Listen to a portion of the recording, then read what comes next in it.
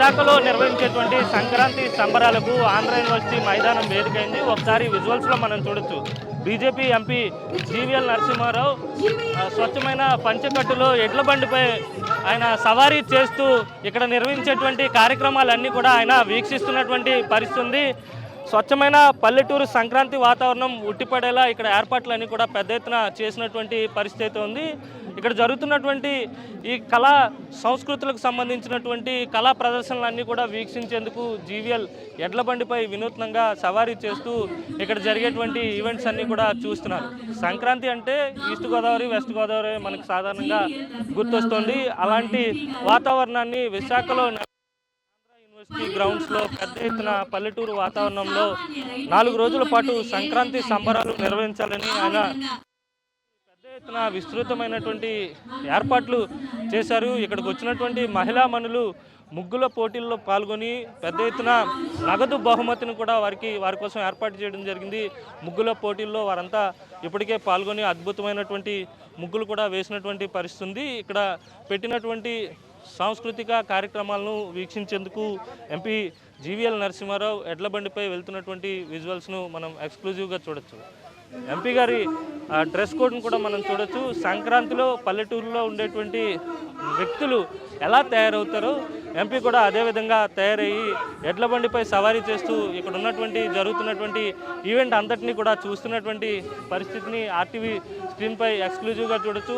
City పరిధిలో ఎడ్ల బండ్లు చూడడం అనేది గగనంగా భావించాల్సి ఉంటుంది. అలాంటి తరుణంలోనే ఆంధ్ర యూనివర్సిటీ మైదానంలో పెద్ద ఎత్తున ఏర్పాట్లు చేసి ఎడ్ల బండిపై ఎంపీ ప్రయాణిస్తున్నటువంటి విజువల్స్ని మనం ఎక్స్క్లూజివ్గా ఆర్టీవీ స్క్రీన్పై చూడొచ్చు. పెద్ద ఎత్తున విశాఖలో ఉన్నటువంటి నగరవాసులంతా కూడా దాదాపుగా 2 లక్షల మందికి పైగా ఈ సంక్రాంతి సంబరాల్లో పాల్గొంటారని చెప్పి ఎంపీ జీవీఎల్ చెప్తున్నారు. ఇప్పటికే దేశంలో ఉన్నటువంటి సినీ రాజకీయ ప్రముఖులందరినీ కూడా ఆయన ఆహ్వానించారు. ఈ 4 రోజుల సంబరాలకు వారు కూడా పెద్ద ఎత్తున రాబోతున్నారు.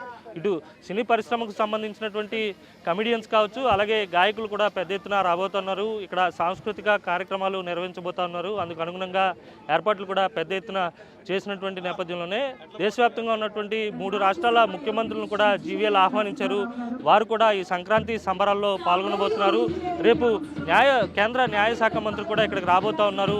ఎంపీలకు సంబంధించినటువంటి రాజ్యసభ కావచ్చు, లోక్సభ కావచ్చు, 2 ఉభయ సభల నుంచి ఎంపీలను కూడా పెద్ద ఎత్తున జీవీఎల్ ఈ సంక్రాంతి సంబరాలకు ఆహ్వానించడం జరిగింది. సాధారణంగా తూర్పు పశ్చిమ గోదావరి జిల్లాలకు మాత్రమే పరిమితమైనటువంటి సంక్రాంతి సంబరాలను విశాఖ వాకిట్లోకి ఎంపీ జీవీఎల్ తీసుకొచ్చారని చెప్పచ్చు.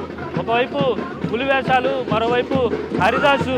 ఒకసారి మనం విజువల్స్లో చూడొచ్చు. హరిదాసు వేషధారంతో ఉన్నటువంటి వ్యక్తులు చూడొచ్చు.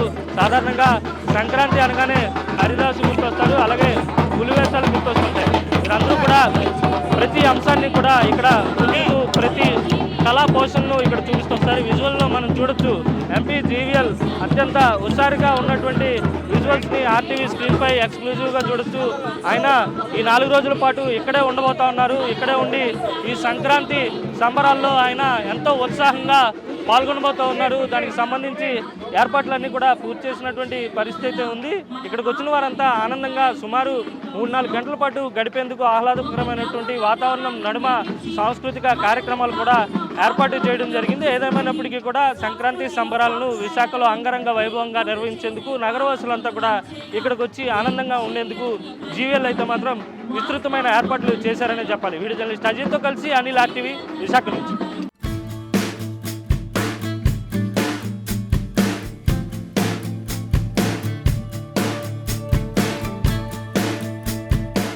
అందరికీ నమస్కారం.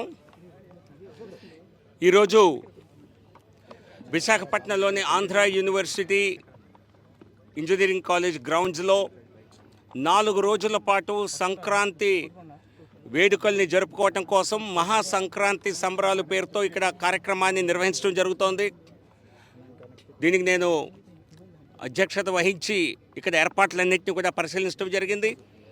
ఇక్కడ సుమారు 4-5 ఎకరాల ప్రాంగణంలో మరి ఒక గ్రామీణ వాతావరణం ఇక్కడ క్రియేట్ చేసి అన్ని జానపద సాంస్కృతిక కార్యక్రమాలను ఇక్కడ ఏర్పాటు చేసి గ్రామాలకు వెళ్ళలేని వారు గ్రామంలో ఉండే విధంగా, గ్రామాల్లో జరిపే వేడుకల్ని ఇక్కడే ఆనందించే విధంగా అలాగే అనేక రకమైనటువంటి పోటీలు, ముగ్గుల పోటీలు, కోలాటం పోటీలు, అలాగే పంచకట్టు పోటీలు. వినూత్నంగా మరి మగవారు మరి వారికి పంచిస్తే ఎంత త్వరగా పంచకట్టు కట్టగలుగుతారు అన్న దాన్ని కూడా అసెస్ చేయటం కోసం మరి పురుషులకు వస్త్రధారణ పోటీ, పంచకట్టు పోటీ, మహిళలకు తెలుగు అమ్మాయి పోటీలు, తెలుగు వనితలకు, తెలుగు మహిళలకు పోటీలు. ఈ విధంగా 4 రోజుల పాటు మరి నాన్ స్టాప్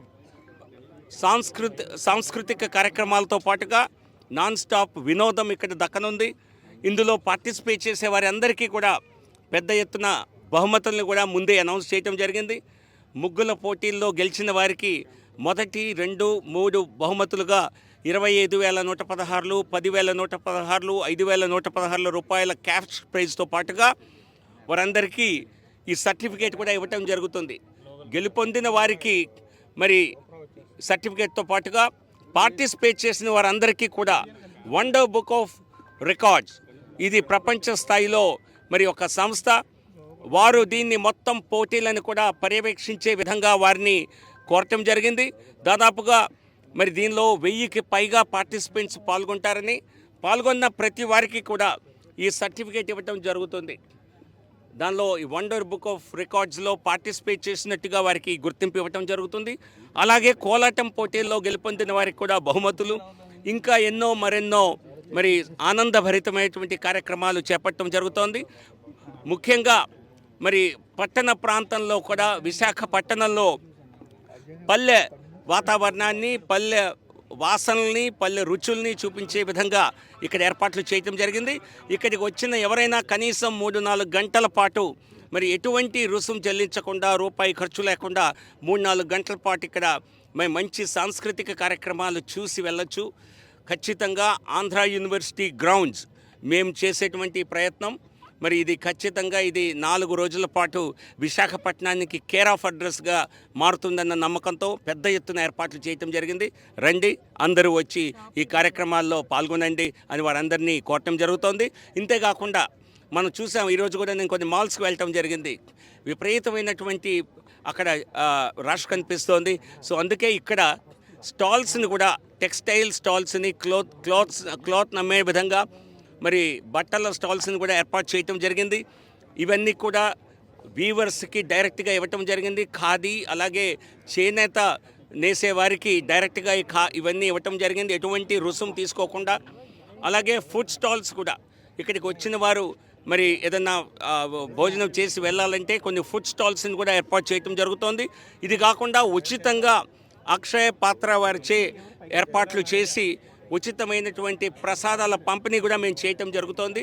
అది వచ్చిన ప్రతి ఒక్కరికి కూడా ఆ ప్రసాదాన్ని అందజేయటం జరుగుతుంది. ఈ వివరాలు తెలియజేయడానికి సంతోషిస్తున్నాను. ఈ కార్యక్రమాల్ని కొన్ని ప్రభుత్వ రంగ సంస్థలు కానివ్వండి, కొన్ని ఇతర సంస్థలు కానివ్వండి, వారి యొక్క సమర్థంతో కూడా ఈ కార్యక్రమాన్ని నెరవేర్చడానికి పూర్తి సహకారం అందించారు. ఇందులో ప్రధానంగా స్టేట్ బ్యాంక్ ఆఫ్ ఇండియా వారు, అలాగే national bank for agriculture and rural development NABARD, ఈ 2 సంస్థలు ప్రధానంగా, అలాగే అనేక ఇతర సంస్థలు కూడా చిన్న స్థాయిలో కూడా సహాయం సపోర్టు తెలియచేయడం జరిగింది. వారందరికీ కూడా మనందరి తరఫున ధన్యవాదాలు తెలియజేస్తున్నాం. ప్రముఖులు ఎవరు రాబోతున్నారు ఇక్కడ జరిగేటువంటి ఈవెంట్స్కి? సినిమాల నుంచి కావచ్చు, లేకపోతే ఇతర రంగాల నుంచి రాబోతున్నారు? ఈ 4 రోజుల కార్యక్రమాల్లో అనేక మంది ప్రముఖుల్ని, స్థానికంగా ఉన్నవారిని ఆహ్వానించడం జరిగింది. అలాగే ఈరోజు కార్యక్రమాల్లో మరి ప్రముఖ గాయకి మోహన భోగరాజు బుల్లెట్ బండి పాటతో చాలా పేరు ప్రఖ్యాతులు గాంచినటువంటి అమ్మాయి, ఐ థింక్ చాలా గొప్ప సింగర్, చాలా మంచి గాయకి. వారు ఈరోజు ఇక్కడ మరి దాదాపుగా 2 గంటల పాటు ఇక్కడ ఈ ఆంధ్ర యూనివర్సిటీ గ్రౌండ్స్ నుంచి పర్ఫార్మెన్స్ చేయబోతున్నారు. హైదరాబాద్ నుంచి ఈరోజు అమ్మాయి ఈ పని మీదనే ఇక్కడికి వారు రావటం జరిగింది. ఇది కాకుండా స్థానికమైనటువంటి అనేక మంది గాయకులు మంచి పాటలతో అలరించనున్నారు. ఇది కాకుండా రేపు ఒక హైలైట్ కానుంది. సినిమా తార, అలాగే ప్రఖ్యాత నటులు సాయి కుమార్ గారు రేపు మధ్యాహ్నం, రేపు సాయంత్రం విచ్చేయనున్నారు. మరి దాదాపుగా అనేక సినిమాల్లో మరి హీరోగా, విలక్షణ నటుడిగా నటించడమే కాకుండా మరి పెద్ద సంఖ్యలో 1000కి పైగా సినిమాలకి ప్రముఖ తారలందరికీ కూడా వాయిస్ అందించినటువంటి సాయి కృష్ణ వారి వాయిస్ వినేటువంటి మంచి అవకాశం ఇక్కడ దొరుకుతుంది. అదే కాకుండా జబర్దస్త్ టీం ఎవరైతే మరి కడుపుబ్బ నవ్విస్తారో వారం వారం మనందరినీ కూడా టెలివిజన్ ఛానల్స్లో ఈ పేరు చెప్తేనే మరి నవ్వు వస్తుంది. బుల్లెట్ భాస్కర్ వంటి ఆయన బృందం అంతా కూడా మరి రేపు సాయంత్రం ఇక్కడ వారు కూడా 2-3 గంటల పాటు ఇక్కడ మరి విశాఖ వాసుల్ని మరి వారికి వినోదాన్ని అందించనున్నారు. ఇది కాకుండా ఇంకా అనేక మంది ఎల్లుండి మరి ఉత్తరాది రాష్ట్రాలకు చెందినటువంటి కొంతమంది ఎంపీలు, అలాగే ఎల్లుండి కేంద్ర న్యాయశాఖ మంత్రి అర్జున్ మేఘ్వాల్ గారు రానున్నారు ఒక ప్రత్యేక ఆకర్షణగా. అలాగే Bhojpuri top star and singer and BJP MP అయినటువంటి నిరాహువా పేరుతో ఆయన పిలుస్తారు. దినేష్ లాల్ యాదవ్ అసలు పేరు, కానీ నిరాహువా కూడా is a big star. So ఆయన ఎల్లుండి ఇక్కడికి రానున్నారు. అలాగే 15వ తేదీ కూడా కొంతమంది ప్రముఖులు రానున్నారు రేపు. అలాగే మరొక ప్రాస కవి ఎవరైతే మరి టీవీలు తరచుగా చూసేవారికి ఖచ్చితంగా వారి గురించి తెలుస్తుంది, వారు రానున్నారు. అలాగే 14వ తేదీ ఉదయం భోగి మంటలు 4:30 నుంచి ఉదయం 4:30 నుంచి 7 గంటల వరకు చాలా అత్యద్భుతంగా ఇక్కడ భోగి మంటల కార్యక్రమం జరగనుంది. అది జరిగిన వెంటనే కోలాటం, పెద్ద స్థాయిలో కోలాటం, దాదాపుగా మరి 20-30 బృందాలు వచ్చి ఇక్కడ కోలాటం చేస్తారు.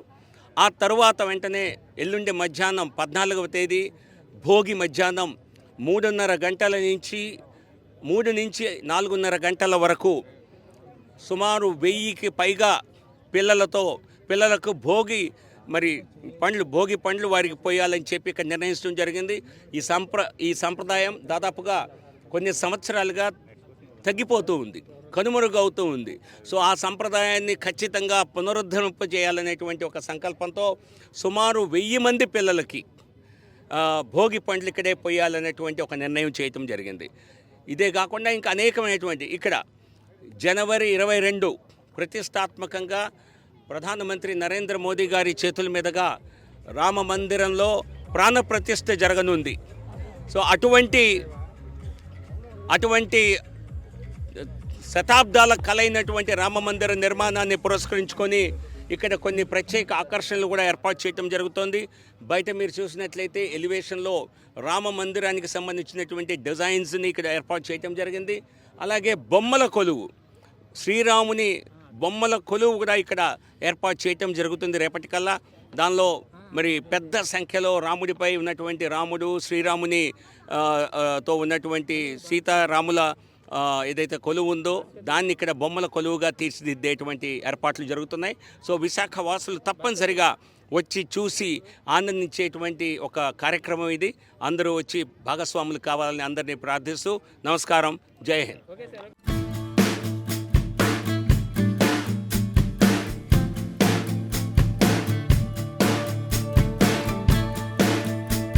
విశాఖలో బీజేపీ ఎంపీ జీవీఎల్ నరసింహారావు నిర్వహిస్తున్నటువంటి సంక్రాంతి సంబరాల్లో జీవకళ ఉట్టిపడేలా ప్రతి ఒక్క అంశాన్ని కూడా చాలా జాగ్రత్తగా తీసుకున్నారు. సంక్రాంతి సంబరాలు పల్లె వాతావరణంలోనే కాదు నగరంలో కూడా అత్యద్భుతంగా నిర్వహించవచ్చని జీవీఎల్ నరసింహారావు రుజువు చేశారు. మనకున్నటువంటి ప్రాచీన సాంస్కృతిక కార్యక్రమాలు నిర్వహిస్తూనే మరోవైపు ప్రాచీన సంస్కృతిని ఇక్కడ చూపించే విధంగా ప్రతి ఒక్క స్టాల్ని కూడా ఏర్పాటు చేశారు. ఒకసారి మనం విజువల్స్లో చూడొచ్చు. అరకులో కనిపించేటువంటి సాంప్రదాయ హింసాన్ని కూడా ఇక్కడ ఏర్పాటు చేసినటువంటి చూడొచ్చు.